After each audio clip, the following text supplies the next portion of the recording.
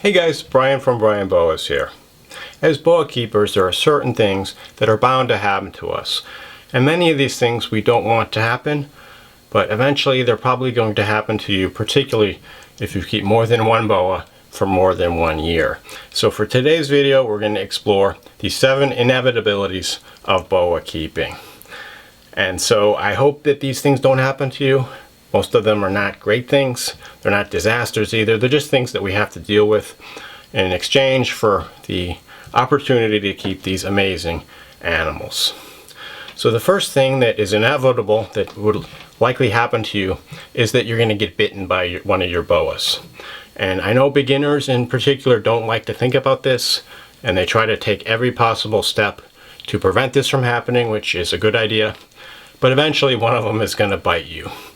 And it's most likely going to be in a feeding response. You just get a little too close to your boa while feeding it and you get bitten. And I've done lots of videos about biting and how to avoid getting bitten, so check those out. When you do get bitten, typically it's not that big of a deal. The boa will often strike and release, and you'll have you'll have several little puncture marks from the teeth. It'll bleed a little bit. You definitely want to wash it with soap and water, but typically it's not that big of a deal.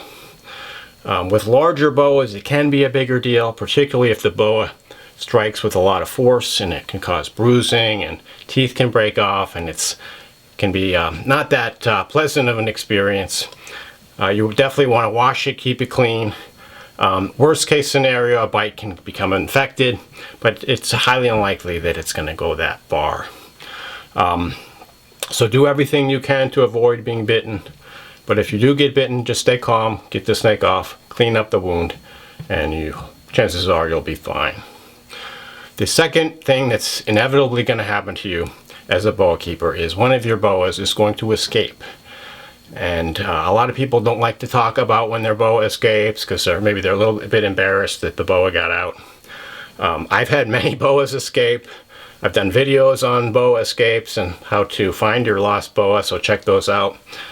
But boas just get out. They're like escape artists. And particularly if you have a lot of boas, you're going to do something and just kind of blank on something, and the boa is going to escape as a result. Most often for me, it's the baby boas that get out because I have them in a baby rack. And sometimes there's a little bit of space at the back, and they can kind of squeeze out the back through the the gap between the tub and the top of the rack. So pay close attention to the spacing of your tubs. Also, if you don't push the tub in far enough, you can leave it out a little bit and the baby snake can get out that way. I've had adults escape as well, particularly from sliding glass cages. If you don't slide the glass all the way and you leave a little bit of a gap, the snake can sometimes push it out with their snout and then escape through there. If you have a locking front, that will prevent this from happening. I've had a few adults escape over the years. The longest was a Pearl Island boa female that got out for about a month and a half, and I looked everywhere. I couldn't find her. I couldn't find any evidence of her. After about a month, I just got really discouraged and kind of gave up. And then a few weeks later, I saw her sitting on top of one of my racks and just grabbed her, put her back. And she was no worse for the experience and recovered fine and went on to have several litters after that. So snakes, typically when they escape, you do find them, and typically they're unharmed, and it's not that big of a deal in the long run. But it's very stressful when it happens and very frustrating because snakes can be very difficult to find when they escape. But inevitably, almost always, you'll find them just when you least expect it, and then you can recapture them and put them back in their enclosure and take steps so that it doesn't happen again. The third thing that's bound to happen as a boa keeper is you're going to have a boa with an incomplete shed. And a lot of people don't like to talk about this because maybe they view it as a reflection of poor husbandry. And incomplete sheds can sometimes be caused by inappropriate husbandry. Most frequently, the humidity is not high enough. But sometimes it just happens. In particular, sometimes the babies, when they're first born, they're just not able to shed completely the first cycle. Or I've even had it where a baby might just not shed. It just kind of retains the skin, and then it sheds 2 complete skins the second shed cycle. And this happens every few litters. I have a baby like that. So shedding, incomplete sheds are pretty easy to deal with. You just soak the animal in lukewarm water. You may have to repeat the soaking every few days to loosen up the skin. And you can generally just gently peel the skin away and remove it from the snake. You definitely don't want to let the skin build up though, because if you have multiple layers of skin building up, it can be really hard to deal with and hard to remove. It can lead to infections or things like skin disease, blister disease, where you have little infections of the skin. So definitely deal with it as soon as you have it. In addition, the shed sometimes gets stuck at the tip of the tail. It's like the least accessible part. And if you have multiple layers of skin built up at the tip of the tail, it can cause the boa to lose the tip of its tail. So you want to try to avoid that as well. And then the fourth inevitable thing is another health-related issue, and that's regurgitation. And unfortunately, regurgitation is the bane of many boa breeders' existence, particularly with true red tails, because the babies can be really, really delicate and prone to regurgitation. So you have to make sure not to feed them too much, not to feed them any prey item that's too large, and not to keep them too hot or too cold. And if you vary from the ideal range of conditions, you can have a boa regurgitate. If a boa regurgitates once, if you get it under control, it usually goes on to recover. But if it regurgitates more than once, it becomes very harder and harder to stop, and it might result in the end of the boa. And I've done several videos on regurgitation, so make sure you check one of those out if you want more details. Regurgitation can happen also in adult boas for several different reasons. And if you do have a regurgitation happen, it's definitely something you want to deal with, and you want to support the snake for recovery. Typically, if properly handled, the snake will go on and recover. And I've even had a few adult boas over the years that just regurgitated out of the blue for no apparent reason. And I just didn't feed them for about a month or so. Fed them a smaller prey item the next meal, and they went on to recover fine. People don't like to talk about this either, because it's can be taken as a reflection of bad husbandry, but it's just bound to happen if you keep enough boas for enough time, no matter how good your husbandry is. Okay, so the fifth thing that's inevitably going to happen is you're going to meet another boa keeper that's kind of a jerk, and I would use another word, but want to keep this family friendly. But the boa hobby, like many hobbies, has lots of very wonderful, generous people, but there's a few bad apples. And unfortunately, with social media, with people hiding behind an anonymous veil, this kind of brings out the worst behavior. And so if you go on any of the Facebook boa groups and read the comments, you might get this idea that a lot of people are jerks in the hobby.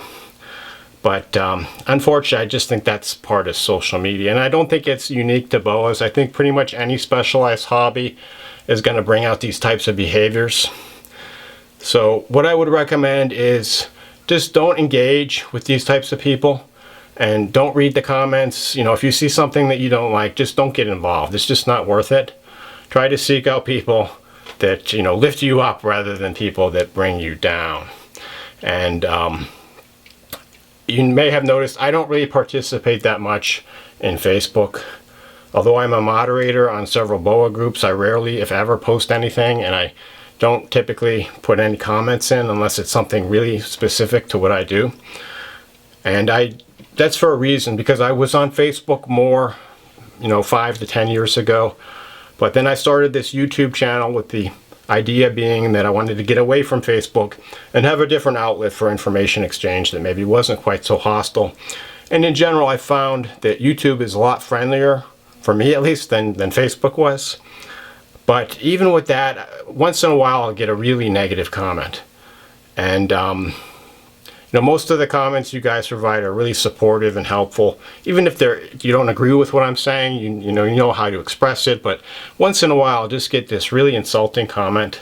And sometimes it's even a personal attack that has nothing to do with my snakes. So when I first started the channel, that really got me down.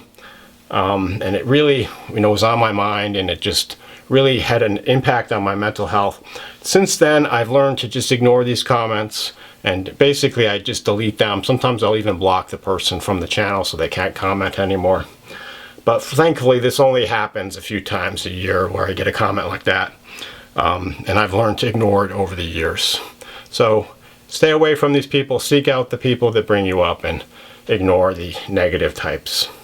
The sixth inevitable thing that's going to happen to you as a boa keeper is you're going to see the boa market prices go up and down on many different types of boas. And a lot of people are obsessed with the economic part of the boa hobby, what boas are selling for at any given point in time. And if you've been watching the boa market the last decade or so, you'll see that there have been several ups and downs where the prices go up one year and then down the next. And the most recent was back at the start of the pandemic, around 2020 to 2022, when prices of boas went up quite a bit for several different reasons. But then the last couple of years they've been coming back down. And who knows, maybe this year in 2025 they'll start to go up again. We'll just have to see. But there are several reasons for this. I'm not going to get into depth on this particular video. But one particular reason in general that applies to the morph boas is that when morph boas are first available, there's very few of them. But then as people breed them, there's lots more, and the supply starts to meet the demand, and then the prices start to go down. So when you buy a boa, really you want to just be thinking about, is this the boa you want? I mean, the price is really more of a secondary concern. If you see a boa that's really, really nice and not very commonly available, but maybe the price is a little bit high, you probably don't want to be in a position where you don't buy the boa and then you miss out, and then the boa becomes very hard to get, or the price goes up later on. But we've all been in situations where we bought a boa and then maybe a year or two the price went down. But really think about the price of the boa is really a small part of the whole equation when it comes to the cost of boa ownership, because you're going to have to spend typically just as much, if not more, on the setup for the boa, and then for feeding and husbandry supplies over the years, you can also spend probably several times the price of the boa. So in the long run, the boa price is not really all that significant. So you definitely want to consider the missed opportunity costs if you wait and miss out on a rarely available boa that comes up for sale. And so the final thing that's inevitable if you're a boa keeper is that one of your boas is going to die. So this is another topic that people don't like to talk about. Whenever a boa dies, it's viewed as a failure. The keeper failed to provide ideal husbandry, or the breeder provided a boa that was defective, for example. But really, these are living things, and unfortunately, with life, death is inevitable. As a friend of mine once put it, if you have livestock, sooner or later you're going to have dead stock. And it applies to cows, chickens, and snakes as well. So we want to do everything we can to maximize our boa's life. But ultimately, when the boa's end is inevitable, it's just going to happen. And people often throw around these statistics about boa lifespans that are kind of misleading. You know, the oldest boa on record was a 41-year-old boa constrictor from the Philadelphia Zoo. And so people have this idea, oh, 41 years, that's the lifespan of a boa. Well, the oldest human on record is like 122. And there have been several humans that have lived to around 120 years. But this is out of billions and billions, tens of billions of people that have lived. So your odds of making it anywhere close to that are very, very slim. And the same with a boa. If we think that a 40-year-old boa would be equivalent to about a 120-year-old for a human, that means that a 20-year-old boa would be equivalent to about a 60-year-old human. And so most healthy boas, the lifespan, if everything goes okay, is expected to be around 20 to 30 years, which is equivalent roughly to a 20 to 30 or 60 to 90-year-old human by my calculation. if we assume that a boa year is roughly equivalent to 3 human years in terms of lifespan. But of course, not all boas, just like not all humans, are going to reach their maximum lifespan. Many of them are going to have some kind of a disease or some kind of a lifestyle which leads to their death at an earlier age. So with boas, the most common reason why boas may not live to their full lifespan is because of power feeding or just overfeeding in general. If you feed a boa a diet so that it has the maximal growth and grows to the maximal size in the shortest length of time, it's going to greatly compromise its life expectancy. You're just putting a huge amount of strain on its cardiovascular systems and pretty much all the other systems in its body. So a boa that's been power fed to get it, in an attempt to get it to breed younger, may only end up living for 10 years or maybe even less, which is about equivalent to, based on my scale, about a 30-year-old human. But there are examples of humans that end up dying between 30 and 40 because of many lifestyle choices. Even if you provide optimal husbandry for your boa, there is still the possibility that there can be some kind of unpredicted result that ends up in them dying at a younger age. Just like humans, sometimes a human will be perfectly healthy and they just have a heart attack at age 45 and end up dying. It just happens. Life's not fair. Sometimes things like this happen. And when a boa dies, the first inclination of the boa keeper is they want to find out why. And this is certainly understandable. And I would encourage you, whenever you have a boa that dies, to explore whether or not your husbandry choices contributed to its demise, and then take steps to prevent that with your other boas and the next time you get a boa. But sometimes you're not going to know why it died. It just died, and there could be multiple reasons that are contributing to its death. There could be reasons you think are contributing to its death, but it was really something completely different. And sometimes you just don't know. So that's just part of boa keeping. Sometimes you're just not going to know why you lost a boa. When you breed boas, it greatly increases the odds that they're not going to survive, unfortunately. And reproductive related death happens fairly frequently in boas. And I'm not saying that it happens constantly, but every few years I'll have some kind of issue, particularly with my females. And I have lost a couple females over the years when breeding them. And it's possible, that if these animals had not been bred, they would still be alive today. So it's just part of the risk that you have to accept, unfortunately, when breeding any kind of animal.